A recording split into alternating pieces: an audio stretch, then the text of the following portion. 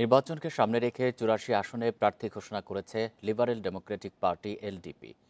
মঙ্গলবার বিকেলে রাজধানীর মগবাজারে দলীয় কার্যালয়ে সংবাদ সম্মেলনে প্রার্থীদের পরিচয় তুলে ধরেন চেয়ারম্যান অবসরপ্রাপ্ত কর্নেল অলি আহমেদ। বান্ডেল থাকলে প্রতি সেনমানিতে টাকা বাঁচবে। বিকাশ সেনমানি বান্ডেল কিনে জিতুন প্রতি লেনদেনে। জানান, প্রার্থীদের মনোনয়নের বিষয়ে দলের মহাসচিবের নেতৃত্বে ইতোমধ্যে ৭ সদস্যের একটি কমিটি গঠন করা হয়েছে। কমিটিটি বিএনপির সাথে আলোচনার মাধ্যমে সারা দেশে প্রার্থী বণ্টন করবে।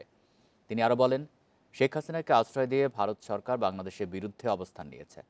এ সময় ফ্যাসিস্ট শেখ হাসিনার দৃষ্টান্তমূলক বিচার নিশ্চিতের আহ্বান জানান অলি আহমেদ। বলেন, হাসিনা ও তার বাহিনী দেশকে এখনও অস্থিতিশীল করতে কাজ করছে। দেশের বিভিন্ন স্থানে অগ্নিসংযোগে তাদের যোগসাজশ রয়েছে বলেও দাবি করেন তিনি। প্রায় 50টা নাম আমরা বাদ দিয়ে সর্বশেষ 84টা নাম আমরা অন্তর্ভুক্ত করেছি।